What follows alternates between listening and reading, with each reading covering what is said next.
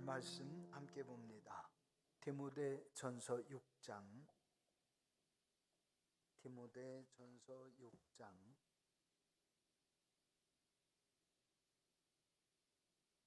11절부터 디모데전서 6장 11절 342쪽입니다. 신약성경 342쪽 디모데전서 6장 11절부터 저와 여러분이 21절 마지막 절까지 함께 봉독하시겠습니다. 시작. 오직 너 하나님의 사람아, 이것들을 피하고 의와 경건과 믿음과 사랑과 인내와 온유를 따르며 믿음의 선한 싸움을 싸우라. 영생을 취하라. 이를 위하여 네가 부르심을 받았고 많은 증인 앞에서 선한 증언을 하였도다. 만물을 살게 하신 하나님 앞과 본디오 빌라도를 향하여 선한 증언을 하신 그리스도 예수 앞에서 내가 너를 명하노니 우리 주 예수 그리스도께서 나타나실 때까지 흠도 없고 책망받을 것도 없이 이 명령을 지키라. 기약이 이르면 하나님이 그의 나타나심을 보이시리니 하나님은 복되고 유일하신 주권자이시며 만왕의 왕이시며 만주의 주시요 오직 그에게만 죽지 아니함이 있고 가까이 가지 못할 빛에 거하시고 어떤 사람도 보지 못하였고 또 볼 수도 없는 이시니 그에게 존귀와 영원한 영광 권능을 돌릴지어다. 아멘. 내가 이 세대에서 부한 자들을 명하여 마음을 높이지 말고 정함이 없는 재물에 소망을 두지 말고 오직 우리에게 모든 것을 후히 주사 누리게 하시는 하나님께 두며 선을 행하고 선한 사업을 많이 하고 나누어 주기를 좋아하며 너그러운 자가 되게 하라. 이것이 장래에 자기를 위하여 좋은 터를 쌓아 참된 생명을 취하는 것이니라. 디모데야, 망령되고 헛된 말과 거짓된 지식의 반론을 피함으로 내게 부탁한 것을 지키라. 이것을 따르는 사람들이 있어 믿음에서 벗어났느니라. 은혜가 너희와 함께 있을지어다. 아멘. 아멘. 할렐루야. 주 하나님의 원하시는 은혜와 구원하시는 복이 오늘도 사랑하는 성도 여러분 모두에게 충만하게 임하시기를 주님의 이름으로 축복합니다. 아멘. 아멘. 아멘. 오늘 바울 목사님은 믿음의 아들이면서 에베소 교회를 목회 중인 디모데 목사님의 정체성을 분명하게 알려줍니다.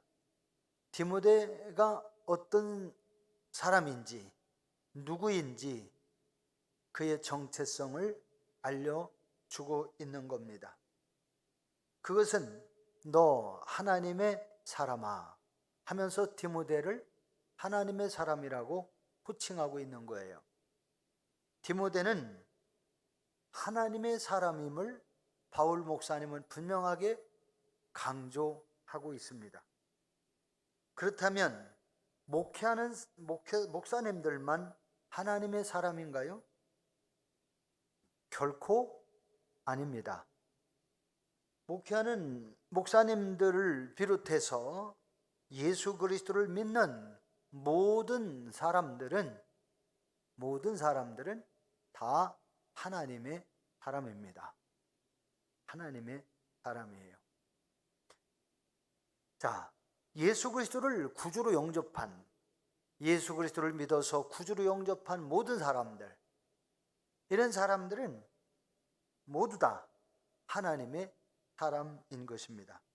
그러므로 목회자도 하나님의 사람이며 성도 여러분도 모두 하나님의 사람인 것이지요. 아멘도 안 하시네. 아리송하십니까? 자, 이제 저를 따라서 하십시다. 이제 저를 따라서 하세요. 나는 하나님의 사람이다. 나는 하나님의 사람이다. 네, 여러분은 하나님의 사람이에요. 또 따라서 하십시오. 옆에 분을 바라보시면서 손을 내밀어서 당신은 하나님의 사람입니다. 뭐 집사님이라고 해도 좋고 권사님이라고 해도 직분을 찾아도 좋아요. 아니면 뭐 당신이라도 괜찮습니다. 당신은 하나님의 사람입니다.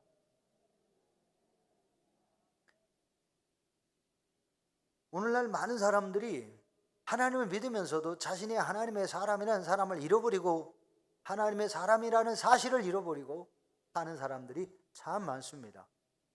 그래서 교회 왔을 때는 하나님의 사람인 것처럼 행동을 하는데 교회 나가서는 하나님의 사람이 아닌 것처럼 행동하는 사람들이 참 많습니다.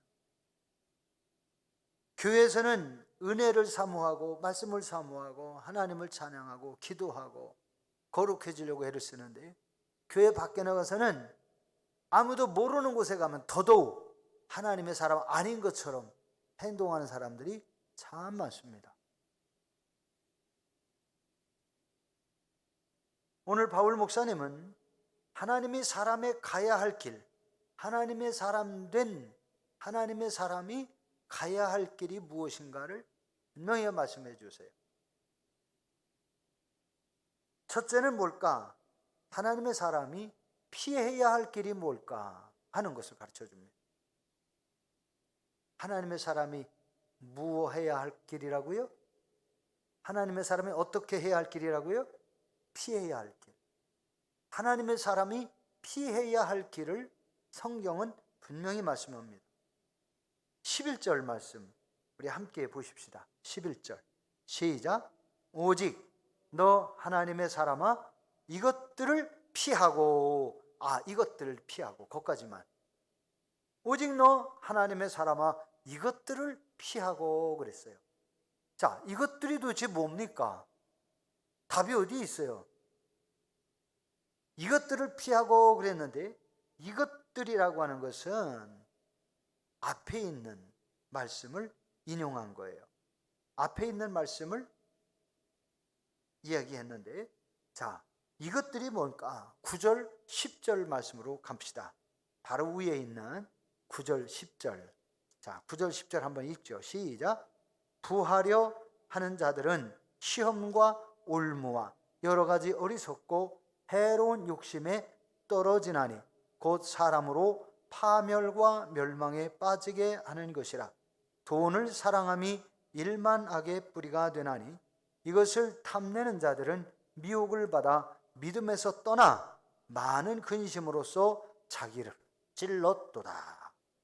자, 이 9절 10절에서 하시는 말씀에서 그것이 떠나야 될 문제인데 우리가 그것을 피해야 할 문제인데 시편 1편에 보면 복 있는 사람은 악인의 길을 따르지 아니하고 악인의 길을 쫓지 아니하고 그 다음에 또 뭐라고 했어요? 죄인의 길에 서지 아니하고 오만한 자리에 앉지 아니하고 거기에 우리 하나님의 사람들이 피해야 할 길이거든요.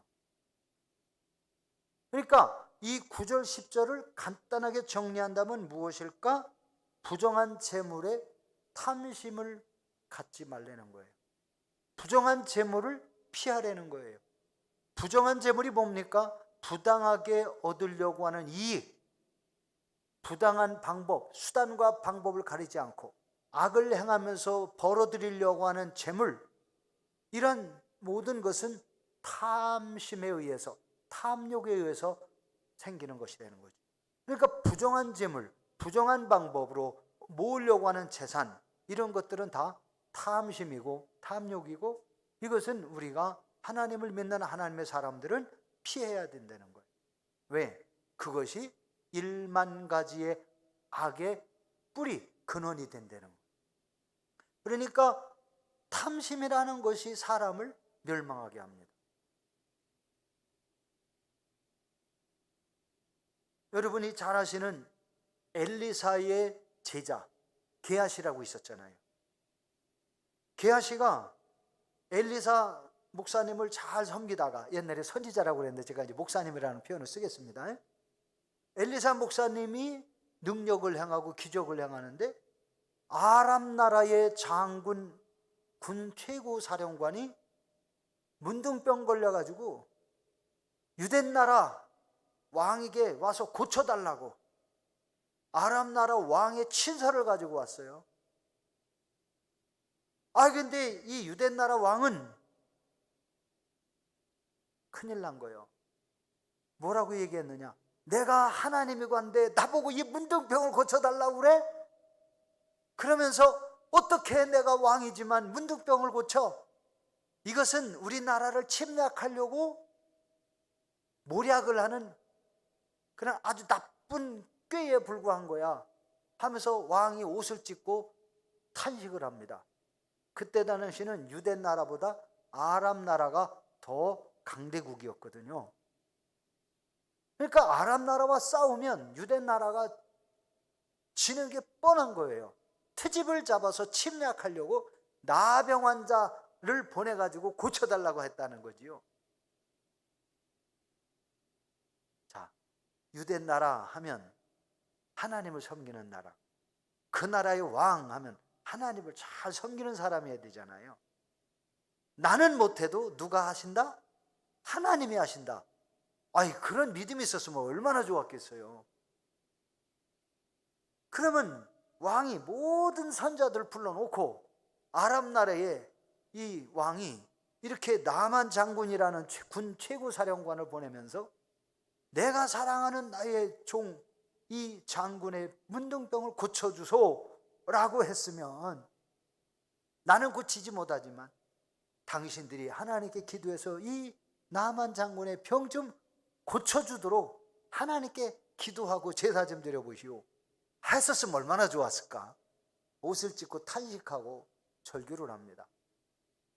그때에 그 궁궐에서 어떤 지혜로운 사람이 있었어요.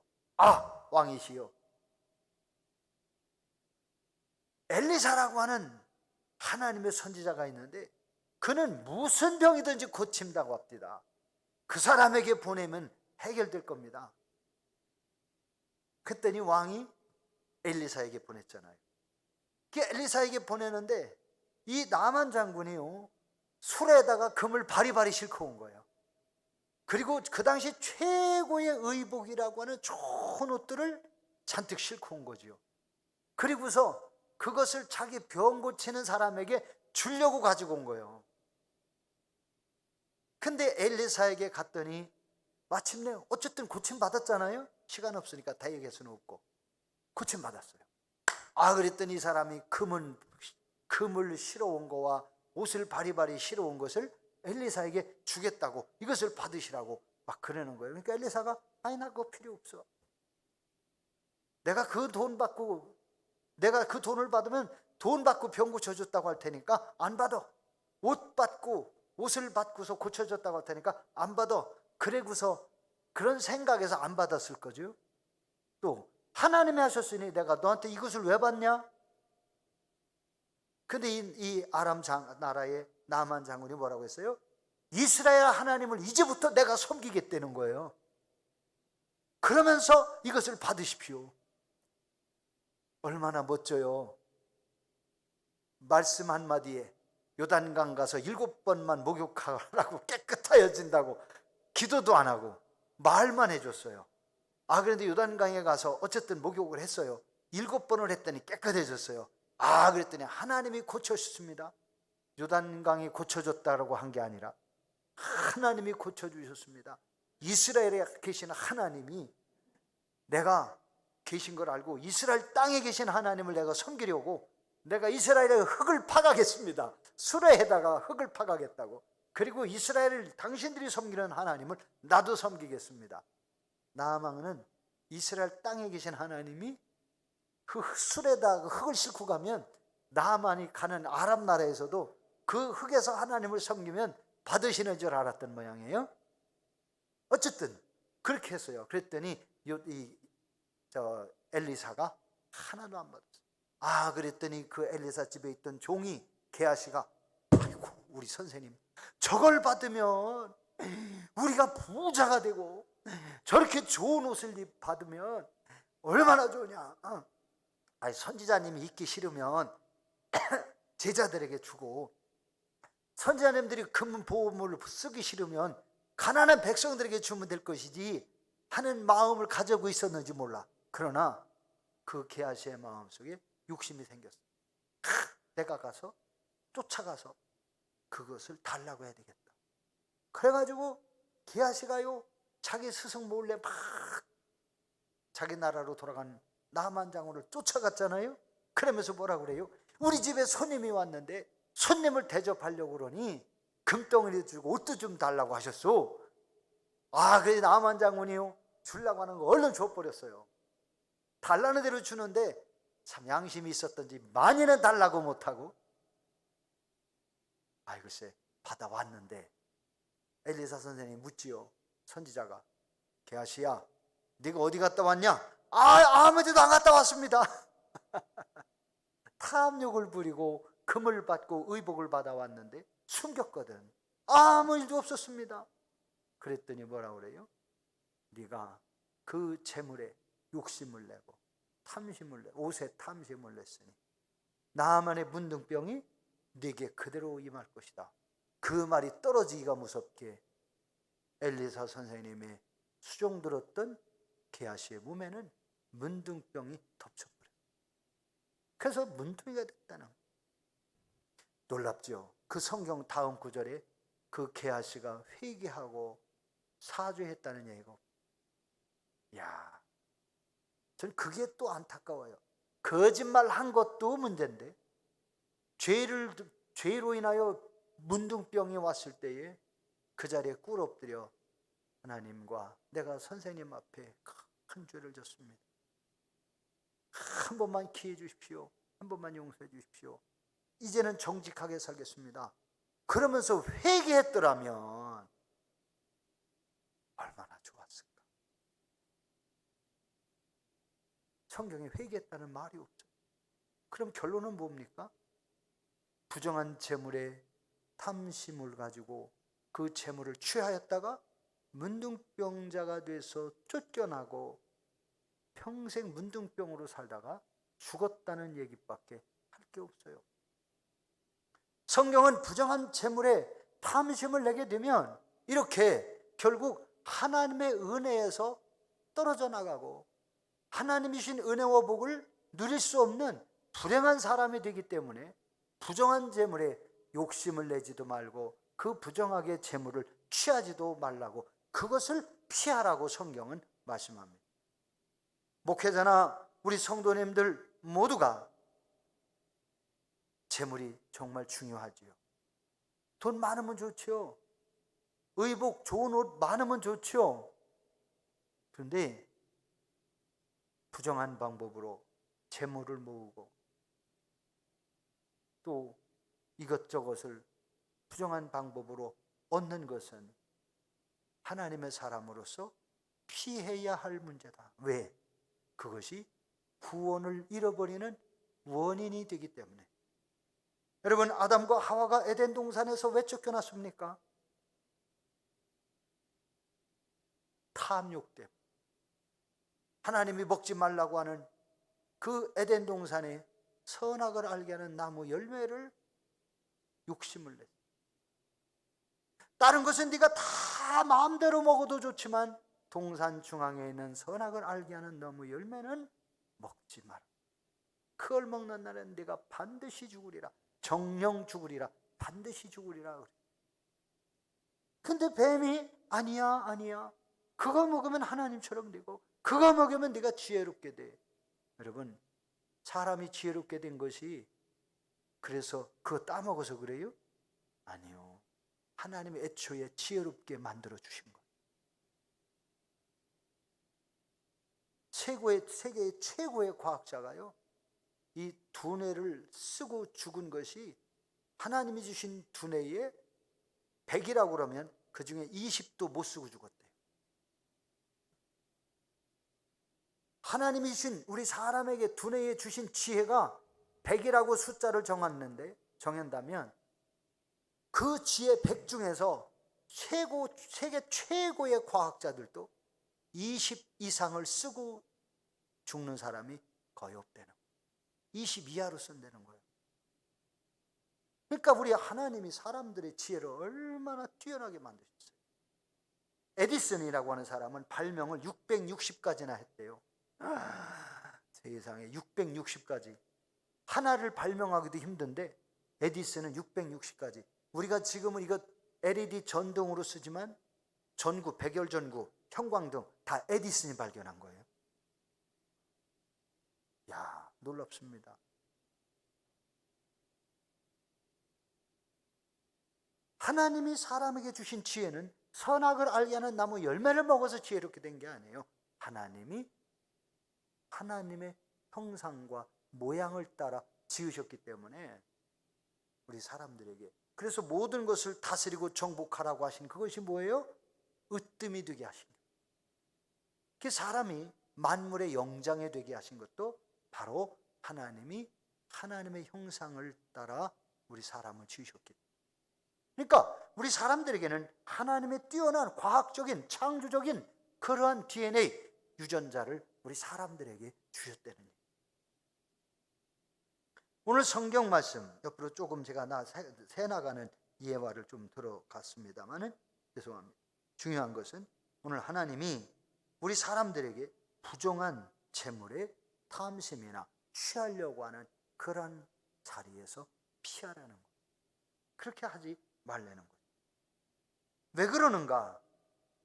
9절 말씀, 부하려 하는 자들은 시험과 올무가 여러 가지 어리석고 해로운 욕심에 떨어지나니. 10절, 돈을 사랑함이 일만 악의 뿌리가 된다라고 하셨어요.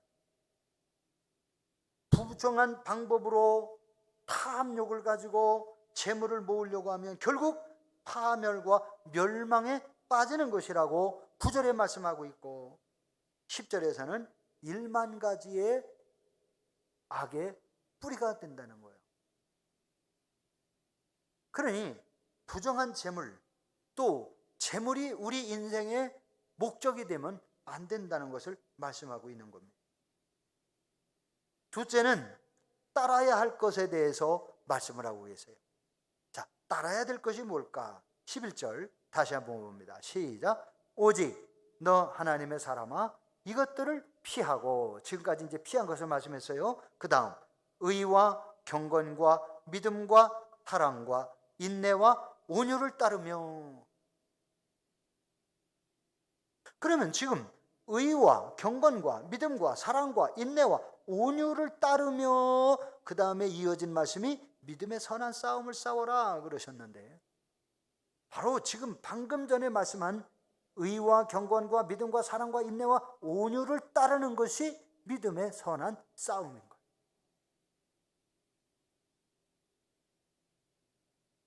하나님의 자녀가 따라야 될 것이 의, 경건, 믿음, 사랑, 인내, 온유.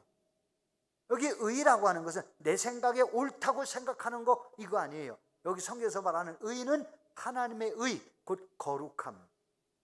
다른 말로 순결하고 깨끗함. 그것을 거룩함이라고 표현하는 거예요. 하나님의 성도들은 앞에서 피할 것은 우리를 더럽게, 부정하게 만드는 거예요. 그러나 이제 우리가 따라야 될 것은 하나님의 의, 거룩함에 이르러. 그래서 이것을 실천해 나가는 것이, 이것을 취하려고 의를 행하고 경건하게 살고 믿음으로 살고 사랑으로 살고 인내와 온유하게 살려고 하는 이것이 바로 뭐냐? 믿음의 선한 싸움이라는 거예요. 믿음의 선한 싸움. 믿음의 선한 싸움의 궁극적인 목적은 뭘까? 영생을 취하는 거래요. 바로 이어진 말씀이에요. 믿음의 선한 싸움을 싸우라, 영생을 취하라. 믿음의 선한 싸움을 싸우지 않으면 영생을 취할 수가 없다. 피해야 할 것을 피하지 않으면 영생을 취할 수가 없다는 거예요. 여러분, 아담과 하와가 왜 죽었습니까? 왜 그들에게 고난이 왔고 왜 고달픈 인생을 살아야 했습니까? 왜 사람이 오늘날 질병을 앓고, 왜 사람이 태어나서 얼마 안 돼서 죽기도 하고, 때로는 10년, 20년, 30년, 40년, 50년, 60년, 70년, 80년, 90년 살다가 왜 사람이 죽어야 합니까? 애초에는 하나님이 사람이 죽게 만드신 것이 아닌데 왜 죽어요? 범죄 때문에. 피해야 할 것을 피하지 않았기 때문에.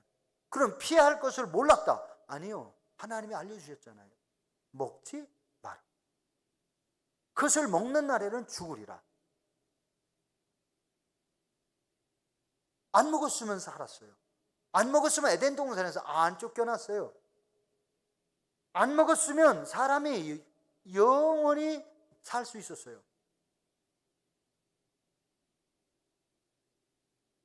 여러분, 최초의 사람들이 성경에 보니까 장수했더라고요.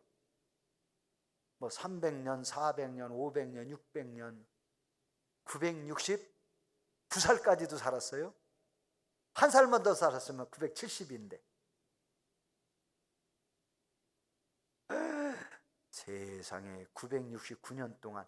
그러면서 우리 요즘 사람들은 40, 50 요때쯤 되면 여자들은 이제 폐경이 와가지고 아기를 생산을 못하게 된다고 그러잖아요. 근데 그때는요, 더 많은 나이를 살면서 아기를 더 많이 낳았다고요? 살아도 보면 이제 아브라함 시대지만 90세에 아기를 낳았어요. 이미 그보다 젊은 나이에 경수가 끊어졌어요. 아기 낳을 수 없는 몸이 됐다고 스스로 알았어요. 남편도 알았어요.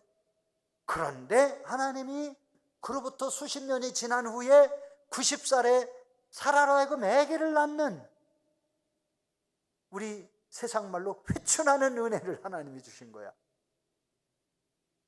몸이 회복돼 가지고 아기를 낳게 하신 거 아니에요?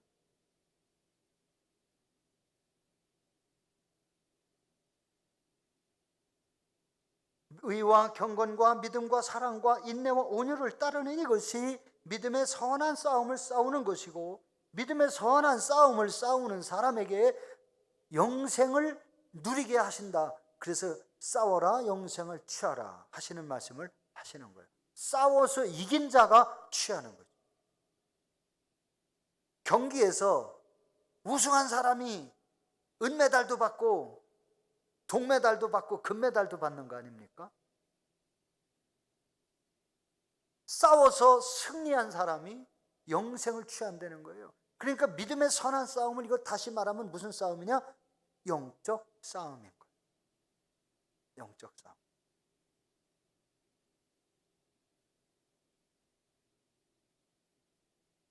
믿음의 선한 싸움, 그것은 영생을 얻는 싸움인데 11절로부터 16절까지 자세하게 말씀을 해주시고 계세요.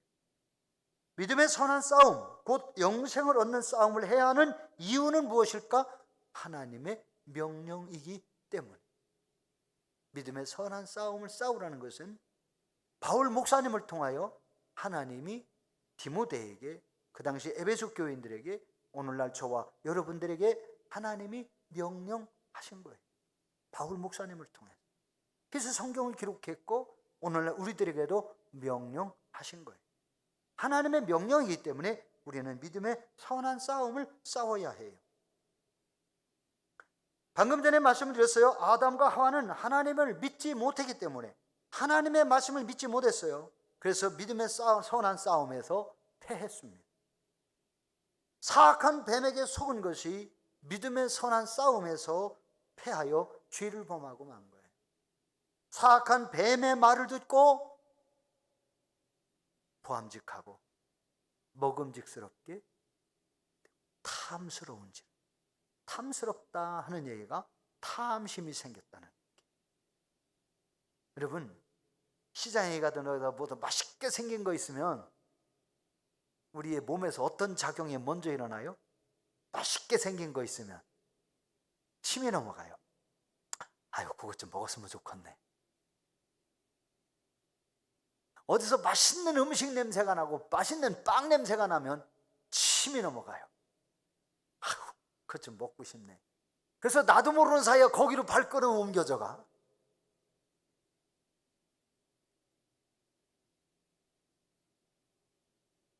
그 돈 있는 사람은 가서 사요. 그럼 돈이 없는 사람은 뭘까? 가서 냄새라도 맡자. 심지어 그런 사람도 있더라고. 냄새라도 맡자. 냄새 맡는다고 뭐 배부른가? 입에 먹어야지.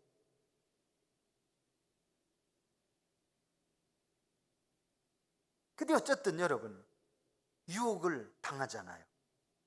발걸음이, 마음과 생각이 우리의 몸과 발걸음까지 끌어가요. 그래서 막 뒤져가지고라도 쪼개서라도 어쨌든 삽니다. 그래서 먹으면 행복해요. 아이고, 바로 이 맛이야. 아, 이렇게 맛있는 거. 아이고, 다음에도 또 먹어야지. 그런 생각이 들잖아요. 맛있는 것은 2번 먹어도 먹고 3번 먹어도 먹어요. 맛없는 것은 한 번 먹다가 집어버려요. 내버려버려요. 여러분, 아담과 하와는 뱀에게 속아서 믿음의 선한 싸움에서 실패했어요. 패했어요. 그래서 죽음이 온 거예요. 하나님이 예비해 주신 에덴의 축복을 누리지 못했어요. 에덴 동산에 온갖 과일들이 다 주렁주렁 매달려 가지고 채소들이, 아름다운 채소들 따먹기를 기다리고 기다렸는데 못 따먹고 쫓겨났어요. 에덴 복을 누릴 수가 없었어요.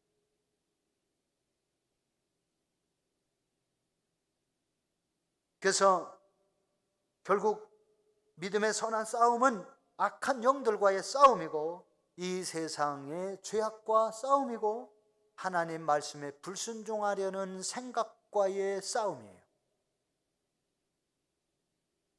우리가 이 선한 싸움에서 싸워서 승리하는 사람이 될 때에 영생을 취하게 되어지는 겁니다.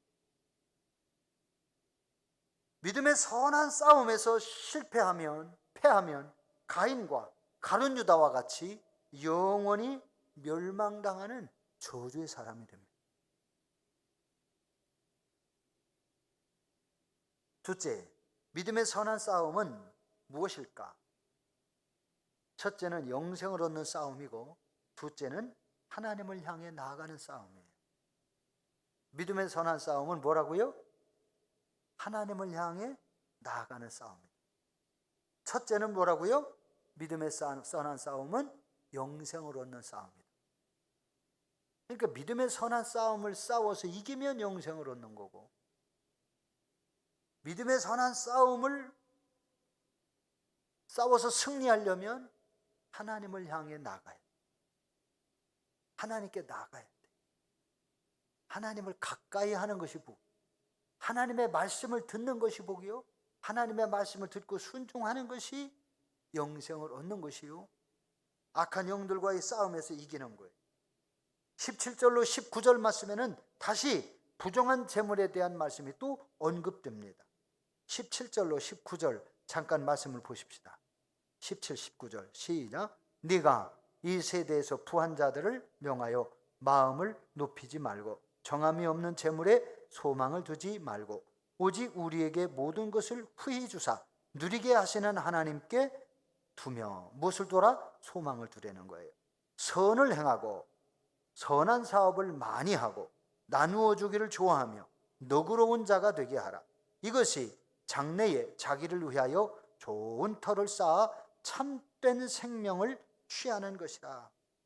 하나님을 향해 나아가는 선한 싸움은, 자, 부정한 재물에 소망을 두지 않고 영원하신 하나님께 소망을 두라고 명령을 한 것입니다. 영원하신 하나님께 소망을 두는 것. 17절 말씀이잖아요. 여러분들은 지금 어디에 소망을 두고 무엇을 바라보며 살고 있습니까? 주 예수님께서 우리를 위하여 예비해 두신 하늘나라 천국에 소망을 두고 사는 사람이 되어야 합니다. 믿음의 선한 싸움에서 이기려면 하늘나라에 소망을 두고 부정한 재물의 탐욕을 버려야 돼요.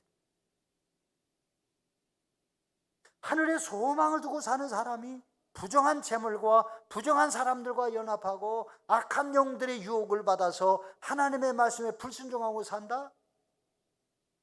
두 길을 걸어갈 수가 없어요. 하나님께 나아가는 자가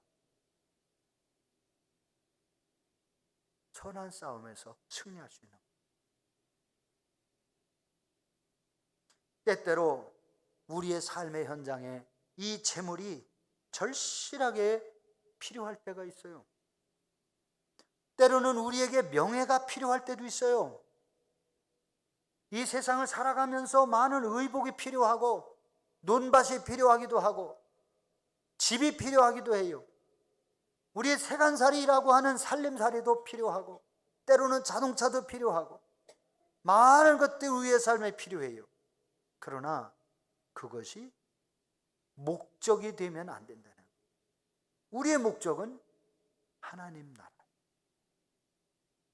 그 필요한 이 세상의 재물이나 여러 가지 물건들이나 이러한 것들은 세상을 살아가는 과정 중에 하나예요. 그것이 많다고 해서 다 내 것이 아니고 조금 부족하다고 해서 우리가 그것 때문에 지옥에 가는 거 아니에요. 좀 부족해도 우리는 부족한 대로 선한 싸움에서 이기며 살아갈 수가 있어요. 그런데 하나님은 아담과 하와가 에덴 동산에 살 때에 에덴 동산에서요 먹을 게 없어서 선악과를 먹었다고 하면 하나님이 용서해 주셨을 거예요. 배가 고파서 진짜 먹을 것이 없어서 그거 하나밖에 없어. 진짜 배는 쫄쫄 굶고 있는데 아마 그랬더라면 하나님이 아마 용서해 주셨을 것 같아요. 그런데 에덴 동산에는 없는 게 없었거든요. 모든 것이 다 갖춰져 있었고, 그런데 모든 것을 네가 마음대로 먹어도 좋다고 그러는데 다른 거는 관심도 없고 하나님이 먹지 말라고 하는 것에부터 관심이 먼저 갔어요. 아, 애들들이 왜 그렇게 어렸을 때부터 사람이 말을 안 듣는지 몰라. 하지 마 그러면 더 합니다. 쳐다보지 마 그러면 더 쳐다봐요. 이거 손대지 마 그러면 애들이 더 손댑니다. 아무 말 하면 관심도 없어요. 근데 하지 말라는 건 더 해요. 오죽하면 국민학교 도덕책에 옛날 초등학교, 지금은 초등학교잖아요. 도덕책 청개구리 이야기가 실렸을까? 학교 교과서에. 개구리가 아들 개구리가 엄마 개구리가 한 집에 살았대요. 근데 아들 개구리가 엄마가 말하면 늘 엄마가 말하면 반대로 했대요.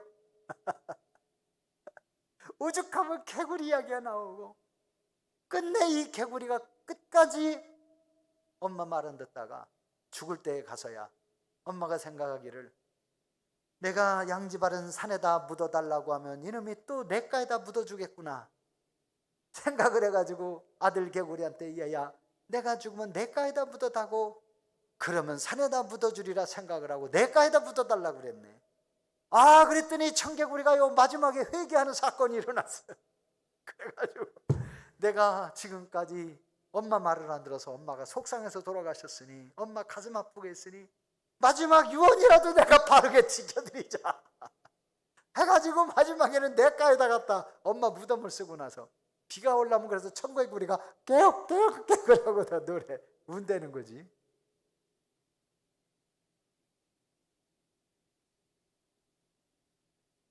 때때로 이 세상 재물과 많은 것들이 우리에게 절실히 필요할 때가 있어요. 그러나 그 많은 것을 다 소유했다고 해서 내 것도 아니에요.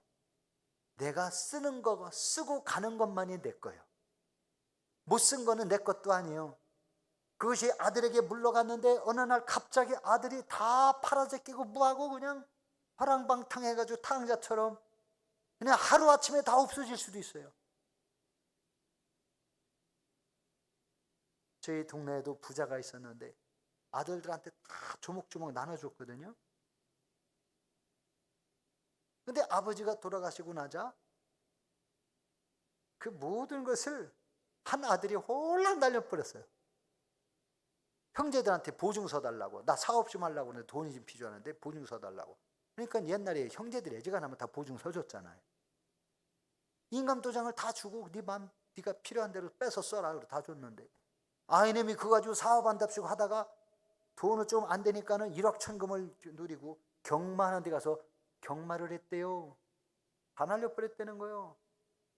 날린 것만 가지고 부족한 게 아니에요. 이놈 저놈한테 돈을 꾸는데 그 땅을 잡혀가지고 나중에는 땅 문서에 모든 거 다 갖다 줘가지고 그렇게 하고서는 갚을 길이 없으니까 도망가 버렸어요. 외국으로 날아가 버렸어요. 그 나머진 형제들이요, 하루아침에 그 땅에 다 날아가요. 대부분 다 날아갔어요. 논 한 자리, 산 한 자리, 그것만 남았어요.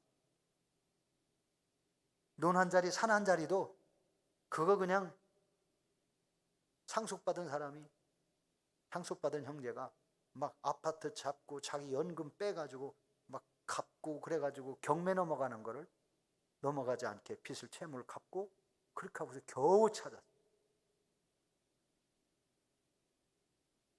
형제들을 다 힘들게 했죠. 불과 1년도 안 돼가지고 다 없어져 버려요. 알고 보니까 사업하다가 좀 안 되니까는 1억 천금을 노리고 경마 투기했다는 거예요. 그냥 다 날아가 버린 거야, 한순간.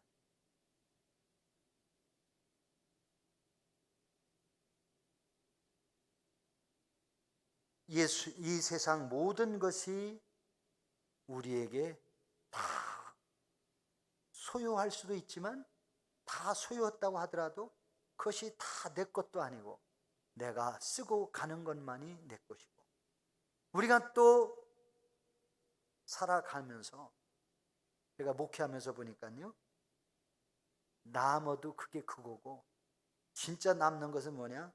하나님 앞에서 헌금하고 헌신한 거 외에는 남는 게 없더라고. 하나님 나라에 가서 받을 거는 뭐예요?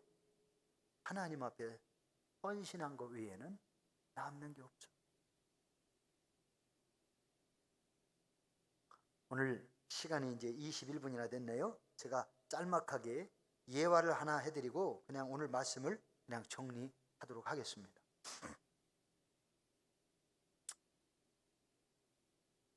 어떤 아버지가 아들을 저 멀리 영국으로 유학을 보냈다고 합니다. 이 아버지의 재산은 아주 많았고 노비들도 많았어요.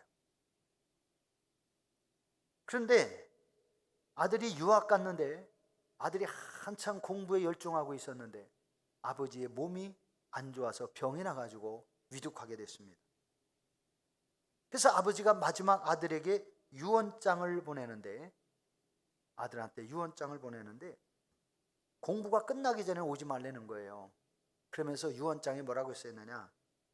아들아, 나의 모든 소유 중에서 모든 재산은 이 신실한 종 아무개에게 주었노라. 내가 이 종에게 부탁한 것은 네가 유학을 끝날 때까지 모든 학비와 생활비를 몽땅 지원해 주는 것이라고 해. 그리고 네가 유학을 마치고 집에 돌아오면 아버지의 모든 소유 중에서 단 한 가지만 네가 원하는 거 단 한 가지만 너에게 주라고 했다. 그러니 너는 걱정하지 말고 공부를 성실히 다 마치고 돌아오면 이게 와서 네가 그렇게 네 유산을 챙겨갔으면 좋겠다. 아버지가 그렇게 유언을 하고 유언장을 써주고 그리고 아버지가 돌아가셨어요. 이 종은 얼마나 신바람 났어요. 모든 재산을 가장 신실한 종에게 다 주어버렸으니 이 종은 하루아침에 떼부자가 된 거예요. 자기 집의 하인들을 다 자기가 부려먹고 그 종들을 다 자기가 부리는 자기의 종이 된 거잖아요. 아들이 유학을 마치고 돌아올 때까지 이 종은 열심히 유학비를 다 보내줬습니다. 근데 아들이 딱 오니까 그 아들 주인의 아들에게 유언장을 주었어요. 유언장을 보니까 모든 재산을 다 종에게 줬다네. 그러면서 이 종에게 말하기를 이 모든 내 유산 중에서 단 한 가지 내 아들이 원하는 거 한 가지만 주어라. 유언장에 그렇게 써 있는 거예요. 그냥 아들이 기가 막힐 일이요. 논도 있고 산도 있고 밭도 있고 뭐 짐승도 있고 별의별 게 다 있는데 노비들은 노비도 하나도 안 주고 다 그 종이 가진 거잖아. 모든 땅도 다 준 거잖아요. 모든 재산, 짐승 다 준 거잖아. 자기에겐 오직 하나만, 한 가지만, 자기가 원하는 거 한 가지만 가지라고 했으니 종에게 다 뺏겼다고 생각을 하니까 가슴이 무너지는 것 같아요. 그래서 이 아들이 너무나 억울해가지고요, 변호사를 찾아간 거야. 지혜로운 변호사를 찾아갔어요. 아버지가 가까이 했던 변호사에게 갔어요. 유언장을 내놓고, 세상에 우리 아버지가 나를 이렇게 안 사랑하는 줄을 몰랐다고, 어떻게 모든 것을 다 그 종에게 다 줄 수 있느냐고, 내가 돌아올 때까지 유학비하고 생활비만 보내주고 돌아와서 아버지의 모든 소유 중에 하나만 가지라고 그랬으니 내가 다 뺏긴 거 아니냐. 그랬더니 이 변호사가 글을 읽고 또 읽고 또 읽고 보다가 웃으면서 아버지가 아들을 최고로 사랑하셨구만 그러더라는 거지요. 너 한 가지만 가지면 되네. 그랬습니다. 그랬더니 그게 뭘 나를 사랑한 겁니까? 잘 생각해 보게나. 자네는 한 가지만 가지면 해결되는 거야. 그게 여러분 뭐지요? 예, 아시는 분 답이 있잖아요. 종. 너는 그 종만 네 소유를 삼으면 종의 소유는 누구 거예요? 다 자기 거잖아. 이 종은 자기 주인이 다 줬다고 생각하고 열심히 악착같이 모으고 재산을 정식하고 재산을 더 불렸다는 거예요. 아들이 올 때까지. 그런데 아들이 와서 결국 판사에게 그 변호사에게 장로님이 말씀한 대로 너는 그 종을 가지면 다 갖는 거잖아. 종을 가지면 다 갖는 거야. 그 종도 아버지 소유잖아. 아버지의 소유물 중에 하나 가지라고 했으니 너는 그 종을 네 거로 가. 아들이요 하나도 안 잃어버렸다는 거예요. 다 갖게 됐다는 거예요. 자, 이 말씀이 의미하는 바는 무엇일까? 하나님은 에덴 동산에 살던 아담과 하와에게 모든 것을 다 주셨듯이 하나님의 이 세상의 모든 것을 우리에게 위탁하신 거예요. 이 모든 것은 다 하나님의 소유예요. 하나님의 소유인 이 세상의 모든 것을 우리가 하나님 그분 한 분만 우리가 소유하고 하나님을 누리며 살면 모든 것은 다 여러분의 소유가 될 수 있는 겁니다. 아버지의 것이 누구 거예요? 내 거잖아. 아버지 것이 내 거예요. 여러분, 하나님은 모든 것을 다 소유하신 분이고 하나님은 모든 것을 가능하게 하시는 분이에요. 그 하나님을 기쁘게 하고 하나님이 기뻐하시는 성도가 된다면 여러분의 삶의 문제는 아무것도 아니에요. 여러분은 모든 것을 소유한 하나님의 사람이 될 수 있고 나가서 영생의 복을 누리는 하나님의 사람으로 영원한 천국을 여러분이 누리게 되어지는 거죠. 여러분, 이 신앙 예수님이 재림할 때까지 이 믿음을 지켜가는 여러분들 되시기를 주의 이름으로 축복합니다. 믿음의 선한 싸움에서 승리하는 여러분 되시기를 축복합니다. 기도하십시오.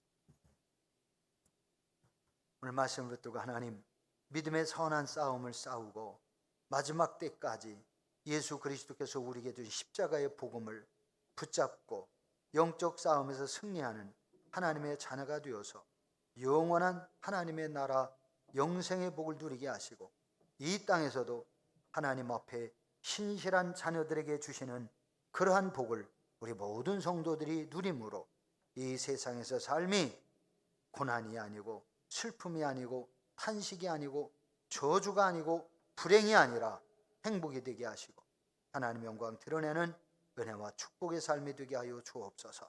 우리 다 같이 이와 같은 제목으로 우리 통성으로 한 2분 정도만 기도하십시다. 할렐루야. 아버지 하나님 감사합니다. 오늘 말씀을 통하여 우리 믿음의 사람들이 하나님 앞에서 피해야 될 것이 무엇이고 우리가 취해야 될 것이 무엇인지를 다시 한번 깨달았습니다. 영적 싸움에서 승리하는 하나님의 자녀가 되게 하여 주옵소서. 예수 한 분 우리가 얻어서 예수 한 분 누려서 우리가 모든 것을 누릴 수 있는 하나님의 자녀가 되지만 예수 한 분 잃으면 우리가 모든 것을 다 잃어버린다는 사실을 우리가 잊지 아니하게 하시고, 하나님 오늘 이 자리에 참여한 모든 성도들이 예수님 한 분으로 만족하는 복된 자녀 되게 하여 주시옵소서.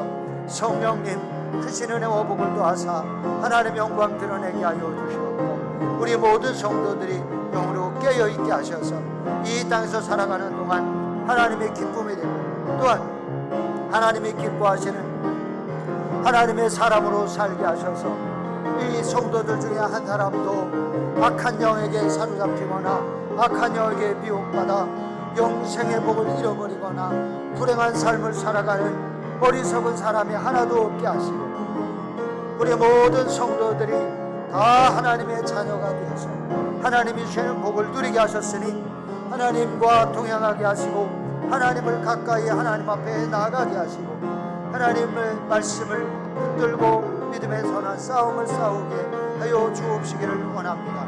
주님, 저희들이 믿음의 선한 싸움이 영생을 얻는 싸움인 것을 깨달아 알게 하여 주시고, 이 믿음의 선한 싸움은 하나님 앞에 가까이 나가는 것이고, 믿음의 선한 싸움은 예수 그리스도께서 우리에게 주시는 십자가의 복음을 붙들고 하나님의 자녀답게 살아가는 하나님의 사람이 되어야 함을 저희들이 기억하고 믿음으로 살고 은혜로 살고 영적으로 깨어있게 하시고, 하루하루의 삶에서 영적 싸움에서 승리하는 복된 하나님의 자녀로 살아가게 하여 주시옵소서. 예수 그리스도께서 오시는 날까지, 재림하시는 그 순간까지 우리가 영적 싸움에서 온전히 승리하여 하나님 세상 권세를 이기고 악한 원수마귀 권세를 이기고 하나님의 영광 드러내는 은혜와 축복의 삶을 살아가게 하여 주시옵소서. 하나님 영광 받아 주시옵소서. 아버지 감사합니다. 오늘 이 자리에 참여한 성도들이 하나님의 사람으로서 피해야 될 것을 저희들이 깨달았습니다. 그동안 피하지 못한 때가 있었다면 용서해 주시고, 넘어지고 쓰러졌던 때가 있었고 악한 원수마귀에게 속아 넘어지고 쓰러진 때가 있었다면 이제 일어나게 하시고, 더 이상 속지 않고 하나님이 주시는 은혜 속에 살아가는 자녀들 되게 하옵소서. 이제 저희들이 하나님께서 주시는 이 약속의 말씀을 우리가 취하게 하시옵소서. 믿음의 선한 싸움을 싸우는 성도가 되기를 원합니다. 의와 거룩함에 이르게 하시고, 하나님이 주시는 그러한 믿음과 사랑과 인내와 온유함을 따르는 이것이 믿음의 선한 싸움을 싸우는 것인데, 하나님 저희들이 하나님의 의를 이루는 거룩한 하나님의 자녀로 끝까지 믿음을 지켜가게 하시고, 경건신앙으로 하나님의 영광 드러내게 하시고, 하나님의 자녀다운 신앙과 삶을 통해 이 땅에서 하나님 불의함에 빠져 사는 사람들을 구원할 수 있고, 또한 하나님을 믿지 않는 많은 사람들을 하나님의 사람으로 세워갈 수 있는 은혜와 복을 누리게 하여 주시옵소서. 오늘 예배를 마치고 가정으로 일터로 돌아갑니다. 하나님, 어느 곳에서 무엇을 하든지 주의 자녀다운 하나님의 사람으로 살아가게 하시고 승리하게 하시고, 하나님 앞에서 하나님이 가장 기뻐하시는 하나님의 사람으로 주님이 오실 때까지 싸움에서 이겨가는, 승리하는, 천국의 소망을 두고 하나님 한 분으로 만족하는 복된 자녀가 되게 하여 주옵소서. 이제는 우리를 죄악에서 구원하여 영원한 생명의 복을 누리게 하시려고 독생자를 보내주신 하나님 아버지의 만극하신 사랑하심과 성자 예수 그리스도의 십자가의 구속의 은혜와 성령님의 내주 교통 위로 인도 함께 하시는 은혜가 오늘 주님 앞에 나와 이제 하나님의 사람으로 살아가기를 소망하며, 세상의 모든 탐욕과 죄악을 피하고 이제 하나님의 의와 거룩함과 경건과 또한 인내와 온유와 사랑을 따르는 믿음의 선한 싸움으로 끝까지 싸움에서 싸워 승리하기를 원하는, 승리하며 살기를 소망하는 모든 성도들의 삶에 이제로부터 주님이 오시고 또 저희들 하나님 나라에 입성할 때까지 영원히 함께 하셔서 저희들의 삶의 날마다 승리하게 해주시기를 간절히 축원하옵나이다. 아멘.